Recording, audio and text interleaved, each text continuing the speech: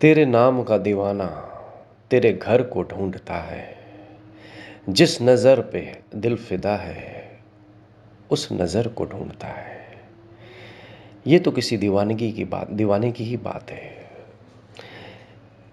ऐसी दीवानगी चाहिए, तभी कोई परमात्मा को पाता है, तभी कोई आनंद को उपलब्ध होता है, तभी उसके जीवन में कोई मस्ती घटती है, तभी वो मस्त होता है।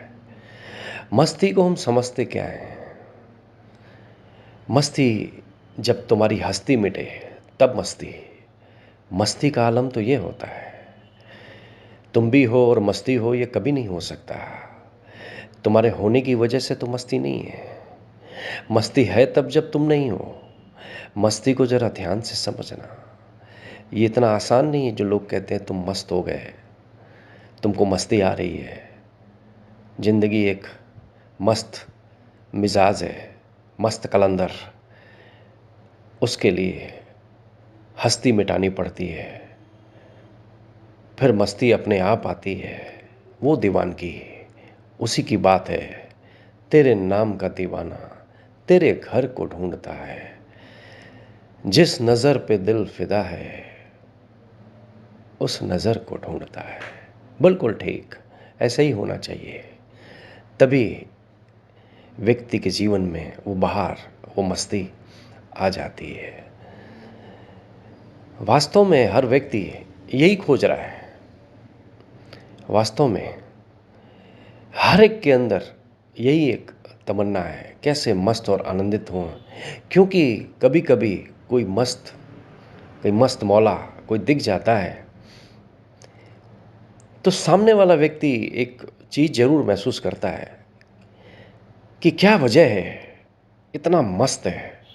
वो निश्चित रूप से अपनी तरफ झांकना ताकना शुरू करता है, अपने चारों तरफ वो देखना शुरू करता है, इसके पास ऐसा क्या है। और जिसके पास मस्ती होती है उसकी आभा कुछ और ही नज़र आती है। ये तो कोई अंधा भी देख लेगा। जिसके पास मस्ती होगी वो भी इसको सूंघ समझ लेगा, इसके पास कुछ है। ऐसा व्यक्ति सोच में पड़ जाता है, क्या है, तो वो भी यही सोचता है, वो भी वही ढूंढ रहा है। क्योंकि वो ये महसूस कर रहा है, ये चीज़ हमारे पास नहीं है। हमारे पास सब कुछ है पर ये चीज़ नहीं है, वो मस्ती। मस्ती तो मस्ती है, हस्ती मिटी नहीं कि फिर तो मस्त हुए।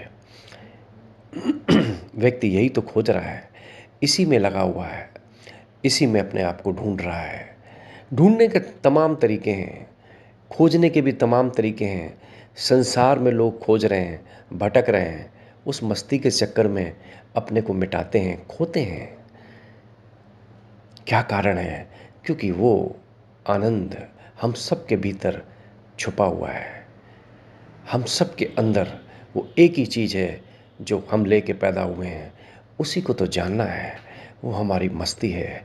और मस्ती हस्ती के बाद एक बात कहूँगा मैं आपसे। मेरे एक मित्र थे, 15-20 साल पुरानी बात है। अब वो नहीं रहे। बहुत प्यारे मित्र थे, सज्जन व्यक्ति थे, जज्बाती थे। उनके साथ मेरी अच्छी ट्यूनिंग थी। हालांकि 10-12 साल 15 साल उम्र में हमारा फ़र्क था, पर हमारी आपस में बहुत अच्छी ट्यूनिंग थी। वो एक सहज व्यक्ति थे, संवेदनशील थे, ज़्यादा बुद्धि पे जोर नहीं था, ज़्यादा तर्कपूर्ण व्यक्ति नहीं थे, ये कहना ज़्यादा अच्छा रहेगा। हम उनके साथ एक शादी समारोह में बाहर गए। चूँकि रिश्तेदार के यहाँ शादी थी और हम लोग भी एक उसी रिश्ते के साथ संबंधित थे, तो हम दोनों इनवाइट थे और दोनों परिवार के साथ गए थे। वो कुछ काफ़ी समय से परेशान चल रहे थे। उनका काम धंधा था, वो बहुत अच्छा था, फिर वो नहीं रहा, दूसरा धंधा शुरू किया।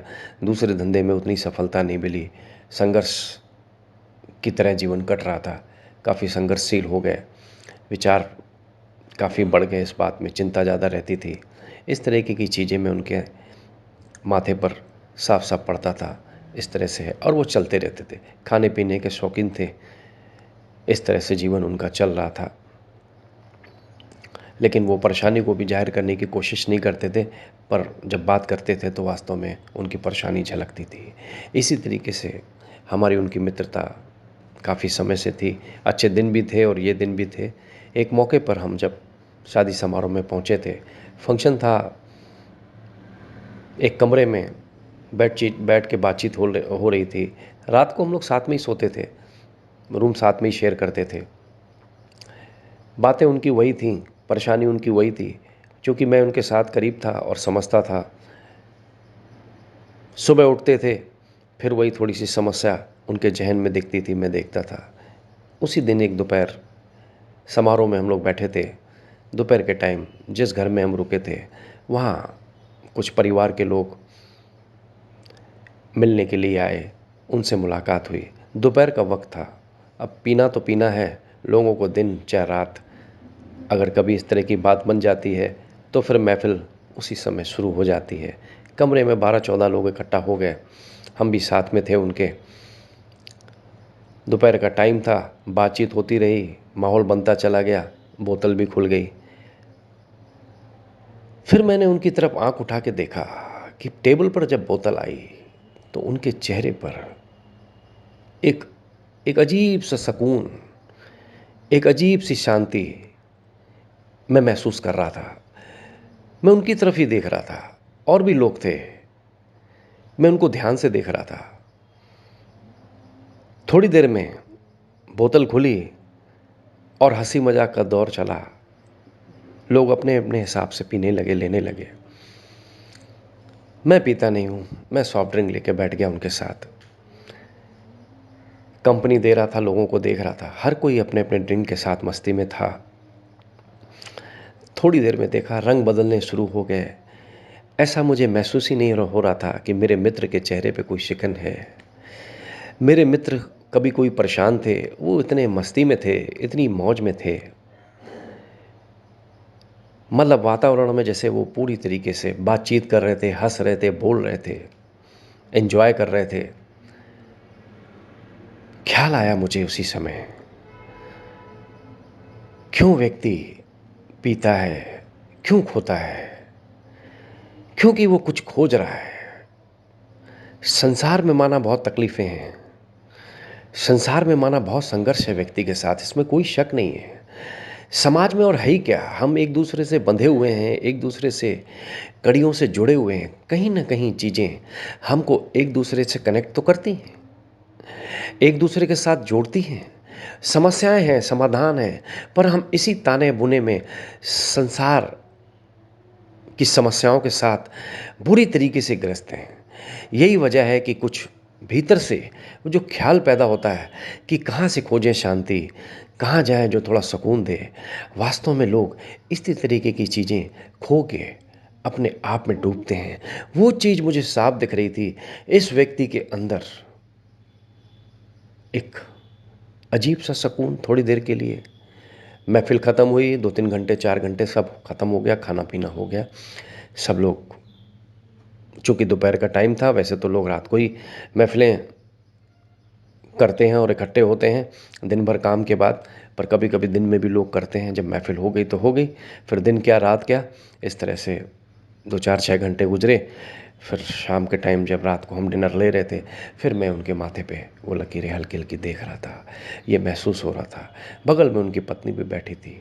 फिर मेरे मुख से ये चीज़ निकल गई कि कैसे जब बोतल सामने रहती है तो व्यक्ति का रंग रूप ऐसे बदल जाता है जैसे उसको कोई तनाव नहीं, कोई परेशानी नहीं, क्योंकि वो भली भांति जानता है कि इसके बाद जो परेशानी 24 घंटे निरंतर हमारे साथ चल रही है, वो कुछ समय के लिए शांत हो जाएगी।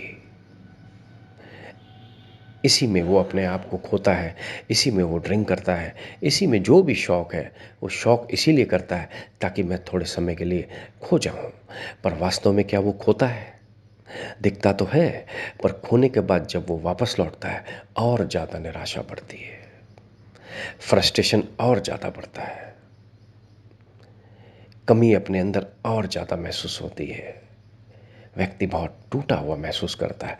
दिन पे दिन वो धीरे धीरे उसी तरीके से वो डिस्ट्रॉय होता है। वो थोड़ी देर उसको ज़रूर वो चीज़ सुकून देती है, इसलिए वो ज़िंदगी में, उसके जीवन में एक रोज़मर्रा की चीज़ बन जाती है। फिर चाहे महफ़िल हो, चाहे कहीं मित्र के साथ हो, चाहे किसी के साथ हो, चाहे कहीं पे भी हो, यार दोस्त के साथ, घर पे क्यों ना हो, फिर तुम लेते हो सिर्फ इसी वजह से कि तुमको थोड़ा सुकून चाहिए।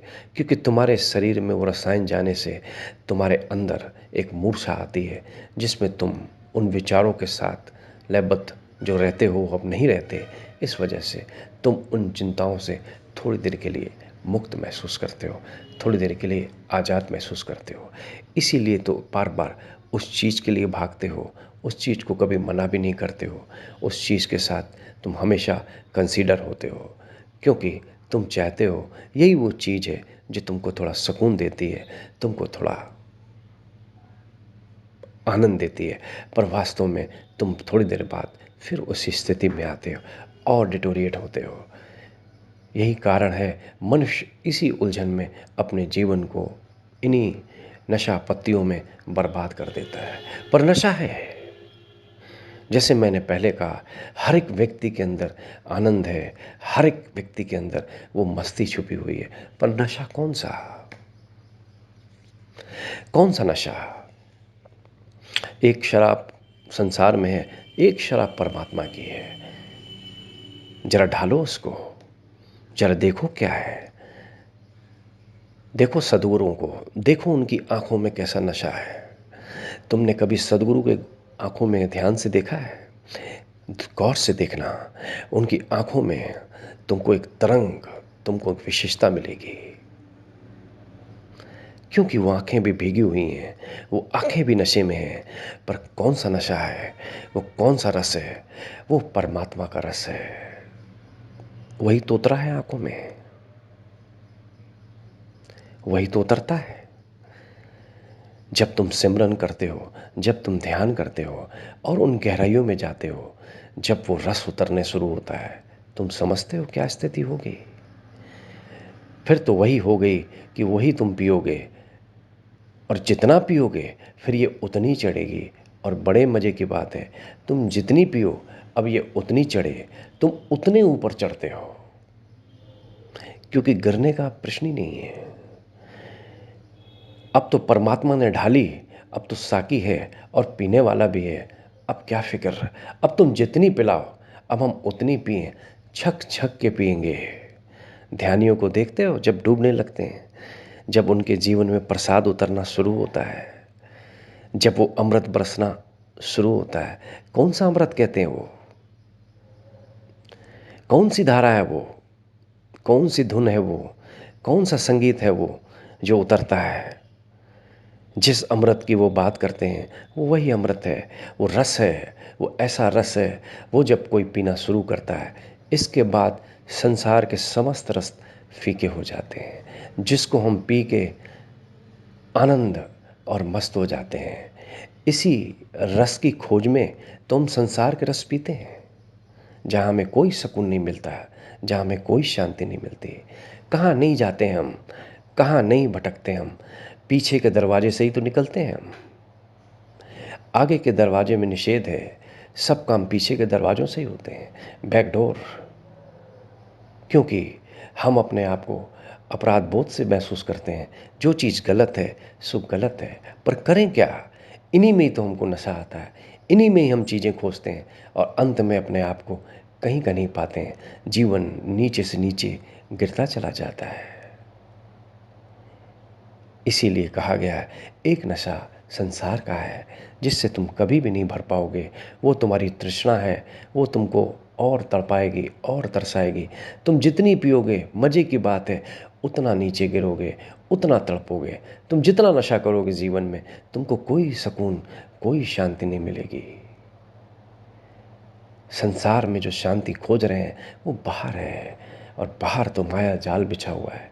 इसको जब तक समझ न लो, तब तक तुम अपने को समझ कैसे पाओगे? और जब तक तुम अपने को न समझ लो, तब तक तुम इस माया को कैसे समझोगे? इसलिए ध्यान पे जोर है, इसलिए सिमरन पे जोर है, इसलिए सारा जोर है कि तुम अपने भीतर जाओ, क्योंकि वहीं वो तत्व, वहीं वो चीज़ छुपी हुई है जहाँ तुमको वो सब मिलेगा जिसके लिए तुम बाहर भटक रहे हो।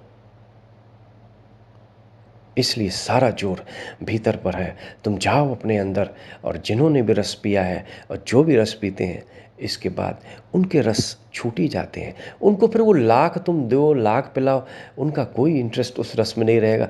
क्यों रहे? अब चाह कर भी नहीं रहेगा। वो कोशिश भी करेंगे तो भी नहीं रहेगा, क्योंकि जब कोई बेहतर चीज़ मिलती है तो क्षुद्र चीज़ों का क्या? हीरे मिल गए तो पत्थरों का क्या? जब भीतर का वो रस तुम्हारे अंदर बहना शुरू होता है, फिर ये वो शराब है परमात्मा की, ये वो महुआ है जो तुम्हारे भीतर ढलता है। और एक बार ये ढलना शुरू होता है, फिर तुम आए मस्ती में। फिर वही बात हो गई, तेरे नाम का दीवाना तेरे घर को ढूंढता है। जब तक ऐसी दीवानगी आए नहीं, और जब तक तुम भीतर का रस पियो नहीं, तब तक ये गीत तुम्हारे होंठों पे आए पर लयबद्ध नहीं हो पाएगा। पर एक बार अगर भीतर का रस तुमको मिल गया, फिर ये गीत तुम्हारे होंठों से मैच करेगा। तुम भी ऐसे ही गाओगे, तेरे नाम का दीवाना तेरे घर को ढूंढता है। जिस दिल पे, जिस नज़र पे दिल फिदा है, उस नज़र को ढूंढता है। फिर तो मिलती है वो नज़र ना, फिर तो नज़र से नज़र तो मिलती है ना, मिलेगी ना। क्योंकि परमात्मा के रस के साथ अगर तुम्हारा अपना रस भीतर का मिल गया, फिर तो एक रस हुआ ना। अब भेद कैसा? अब साकी भी है, पीने वाला भी है, और महफिल भी है। कोई हो न हो, तुम पर्याप्त हो। बस तुम पीते ही जाओगे, और तुम इतनी पियोगे जितनी पियोगे वो तुम पर है। और तुम छक छक जाओगे, तुम थक जाओगे। पिलाने वाले की कोई कमी नहीं। वो ऐसी शराब है, वही वो मस्ती है जो तुम गौर से देखो, सद्गुरुओं की आंखों में, सद्गुरुओं के आभा में क्यों अलग दिखती है, क्यों वो जलाल दिखता है, क्यों वो जलवा दिखता है, क्यों वो तेज दिखता है? वजह है, भीतर वो रस उतर आया, और भीतर का रस समस्त रसों से श्रेष्ठ रस है। वही रस खोजना है, उसी रस में तुमको उतरना है। जब तक तुम उस रस में नहीं उतरते, तब तक तुम वास्तव में देखोगे तुम्हारे जीवन में कोई परिवर्तन नहीं होगा। तुम व्यर्थ की भाग दौड़ में अपना जीवन बर्बाद करते हो। देखो लोगों को ऐसे ही बर्बाद होते हैं। अब भी समझ में नहीं आती है, फिर कब समझ में आएगी? हम दूसरों को देख के नहीं सीखते। कोई ज़रूरी है कि आग लगी है और हम आग में हाथ डालें? क्या हम इतने नासमझ हैं? क्या हम एक छोटे से बच्चे हैं कि आग की तरफ आकर्षित हो गए? अरे आग लगी है, हाथ डालेंगे तो जलेंगे ना। दूसरे जल रहे हैं, तुम भी जलोगे? मत डालो। यही वो समझदारी है। और जिस दिन तुमको ये आग दिख गई, ज़रूर तुम चाहोगे अब ये आग बुझे। आग दिखती नहीं है, उसमें जलना चाहते हो। जलो, परवाने बनकर जलो। ऐसे जलो, उस क्षमा में जलो। क्षमा तो सदा से जलती है। तुम उसके पास जाओगे, तुम भी जलोगे, तुम भी महकोगे, क्योंकि तुम्हारे मिटने से तुम भी तो रोशन हो जाओगे।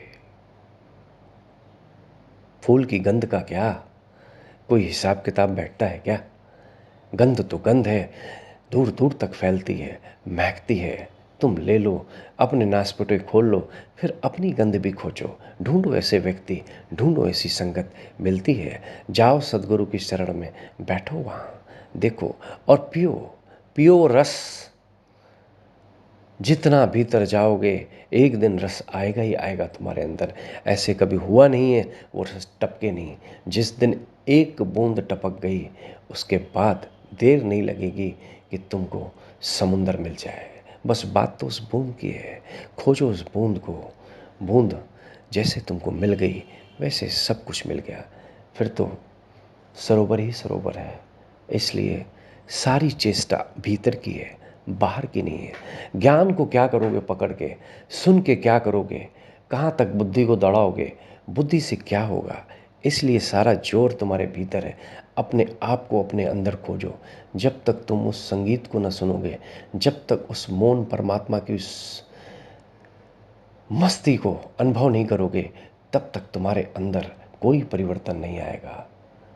क्योंकि जो भी तुम्हारे जन्मों की मैल तुम्हारे अंदर इतनी जमा है, वो उसी से ही धुलती है, उसी से ही तुम धीरे धीरे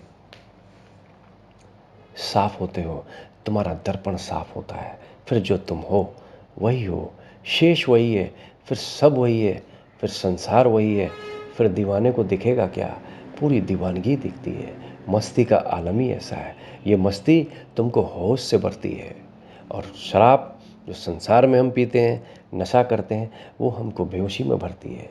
जिसको हम सोचते हैं कि थोड़ी देर हम खो जाते हैं, दरअसल खो के हम और अपने आप को कहीं और पाते हैं। इसलिए उस चीज़ को देखो जो तुम्हारे काम की है, जाओ अपने भीतर, और कोई उपाय नहीं है। उस शांति को खोजो, एक दिन आएगा तुम्हारी मैल सब धुल जाएगी।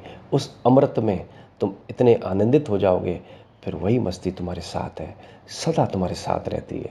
इसके बाद तुम्हारी कोई तृष्णा नहीं रहेगी, तुम्हारी कोई प्यास नहीं रहेगी। उस एक बूंद से प्यास बुझनी शुरू हो जाती है। अंततः तुम उस सागर में पहुंच जाते हो जो तुम हो। नदी सागर में जाती है, पहुंचती है, तुमको चलना पड़ेगा। खोजो अपने आप को। सच्ची प्यास जब तुम्हारे अंदर आएगी तो तुम्हारे अंदर भी वो अमृत उतरेगा।